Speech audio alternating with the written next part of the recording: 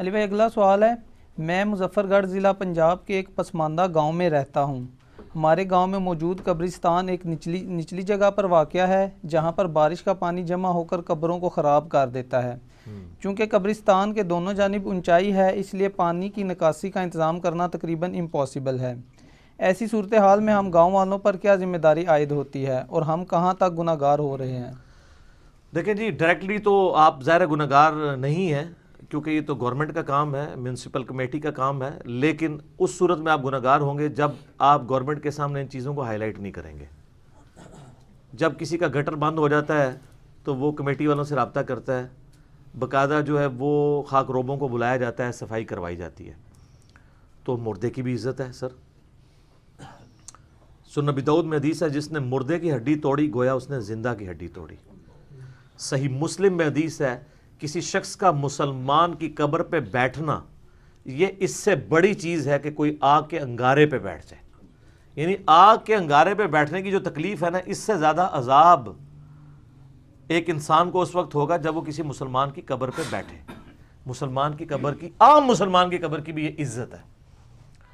اگر قبرستان کے اندر گٹر کا پانی، بارشوں کا پانی جمع ہو رہا ہے اور وہاں پہ تعفن پھیلا ہوا ہے، تو آپ کی ذمہ داری ہے کمیٹی سے رابطہ کریں اور کم از کم وہ موٹر وغیرہ لگا کے، جس طرح ہمارے جو انڈر پاسز سے پانی باہر نکالا جاتا ہے وہاں سے نکالیں۔ ظاہر ہے وہ تو آپ پتہ پنجاب گورنمنٹ کے تو جب سے یہ ڈینگی کا ایشو شروع ہوا تھا تو انہوں نے وہ بڑے بڑے کنٹینر اور ساتھ بڑی موٹریں فٹ کی ہوئی ہیں، وہ سڑکوں کے اوپر کہیں پہ پانی جمع ہوا ہوتا ہے نا تو وہاں سے سک کر کے نا وہ اس کو ختم کرتے ہیں تاکہ وہاں پہ وہ ڈینگی مچھر انڈے دے کے اور آگے نہ ہو یہ معاملہ۔ تو اس طرح کی مشینیں ہماری کمیٹی کے لوگوں کے پاس اویلیبل ہوتی ہیں، ان سے آپ رابطہ کریں، قبرستانوں کی صفائی کرائیں۔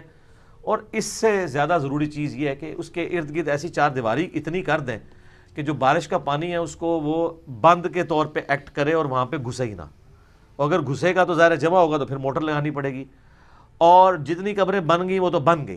اب آندہ کے لیے گاؤں ایریا میں تو سر زمین ہوتی تھوک کے حساب سے، یہ تو شہروں کا مسئلہ ہے نا کہ کوئی زمین دیتا نہیں ہے، کیونکہ گاؤں میں ایک مربے کا جو ریٹ ہے نا، شہروں میں ایک مرلے کا ریٹ اس سے زیادہ ہوتا ہے۔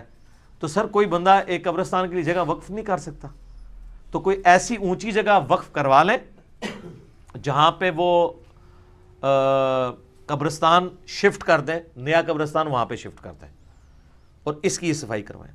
باقی یہ جو قبریں ڈیمیج ہو جاتی ہیں نا اس طرح کی، تو ان کو آپ ریپیئر کر سکتے ہیں، ریپیئر کرنا چاہیے۔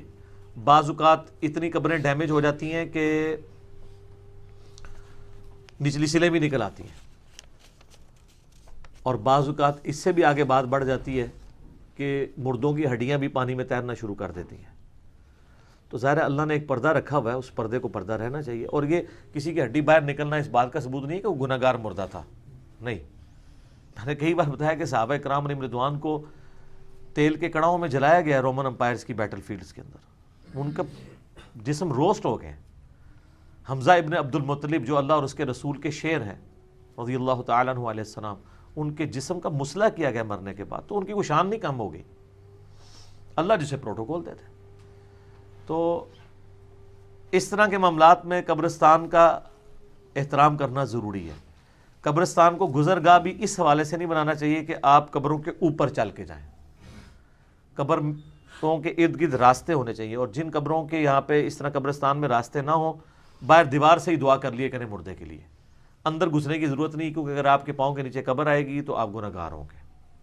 اور آپ یہ دیکھ لیں قبرستان کتنے پیکڈ ہیں، آپ یعنی کسی قبر تک پہنچنے کے لیے کتنی قبروں پہ پاؤں رکھنا پڑتا ہے۔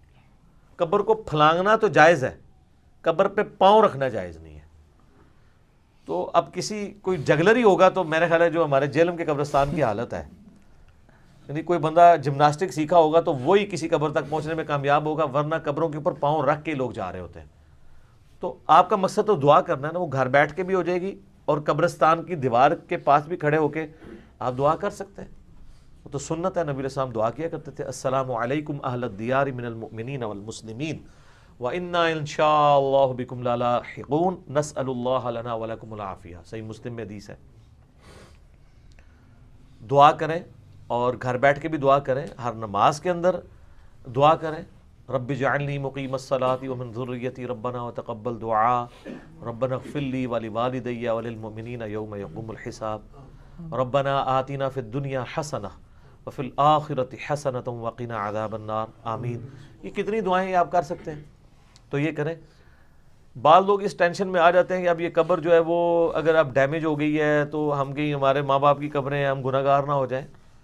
آپ کوئی گناہ گار نہیں ہے. اب یہ تو کیٹاسٹرافک کنڈیشن ہے.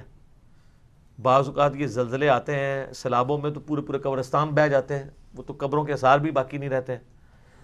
تو بہرحال اس کو آپ مینیج کر سکتے ہیں. آپ یعنی جو آپ کا کونسلر ہے, کوئی ایم این اے ہے, ایم پی اے ہے, اس کو ساتھ لیں اور اس کو لا کے دکھائیں. اور سر آج کل تو بڑا آسان ہے, ایک چھوٹی سی ویڈیو بنائیں اور کسی میڈیا کے بندے کے حوالے کریں اور ساتھ اپنے ایم این اے اور ایم پی اے اور اس کی پارٹی کا نام بھی بتائیں, تاکہ جب وہ میڈیا پہ خبر چلے تو ان کے بڑے بڑے لیڈروں کے ہاتھ پاؤں پھولنے شروع ہو جائیں, وہ فوراً پھر پہنچ جاتے ہیں نا. اور ابھی ہم یعنی پرائم منسٹر نے ایک شکایت والا پورٹل بھی قائم کیا, ہم نے تو پریکٹیکلی اس کو چیک کیا, بڑا افیکٹو ہے. ہمارے محلے میں اس طرح کے ایشوز ہوئے تھے تو ہم نے اس پہ شکایت کی ہے, تو باقاعدہ وہ شکایت کو ریزالو کرتے ہیں, پھر آپ کو فیڈ بیک بھی دیتے ہیں, آپ سے پوچھتے بھی ہیں. کوئی روٹی مہنگی بیچ رہا ہے تو آپ شکایت کرتے ہیں, جناب وہاں بندہ پہنچ جائے گا. تو اس حوالے سے انہوں نے آن لائن اس طرح کے معاملات کو ایڈریس کیا ہے. تو آپ آن لائن کریں. اب تو ہر جگہ پہ, اب یہ جس گاؤں میں ہے وہاں پہ ہماری ویڈیوز دیکھتے ہیں نا, تبھی یہاں سوال پہنچا ہے نا ہم تک واٹس ایپ گروپس کے ذریعے. تو نیٹ اویلیبل ہے, پورٹل پہ شکایت کریں آن لائن, وہاں کے M N A M P A کو ساتھ لیں اور کمبائنڈ فارم میں. یہ اب آپ کا کمبائنڈ مسئلہ ہے قبرستان والا. یہاں پہ میں ضمناً عرض کر دوں, بعض لوگ کسی قبرستان میں کسی قبر میں پانی چلا جائے نا تو وہ کہتے ہیں ہم قبر یہاں سے شفٹ کرنے لگے. اسلام میں اس چیز کی اجازت نہیں ہے کہ آپ کسی مردے کے پردہ جو ہے اس کو چاک کریں. لاوارث لاشیں بھی دفنائی جاتی ہیں, تیسرے چوتھے دن وہ بو چھوٹی ہوتی ہے, اسی حالت میں وہ لاشوں کو نکال کے لے کے جاتے ہیں. تو یہ ضروری نہیں ہے کہ کہیں پہ پانی آ گیا تو آپ نے لاش لازمی شفٹ کرنی ہے. اگر شورٹی ہو تو پھر تو علیحدہ بات ہے. صحیح بخاری میں آتا ہے, حضرت جابر بن عبداللہ کہتے ہیں کہ میرا والد غزوہ احد کے اندر شہید ہو گئے مسلمانوں کی وجہ سے ہی, کیونکہ جب بھگدڑ مچی تو وہ فرینڈلی فائرنگ جس طرح ہوتی ہے نا, اس میں وہ شہید ہو گئے. اس وقت افراتفری تھی تو باقی لوگوں کے ساتھ ان کو دفنایا گیا. میرے دل میں بڑا قلق تھا, تو میں نے 6 مہینے کے بعد ان کو اس قبر سے باہر نکالا اور ان کی لاش شفٹ کی اور بالکل ٹھیک تھی. 6 مہینے گزر چکے تھے. یہ صحیح بخاری کے اندر ہے.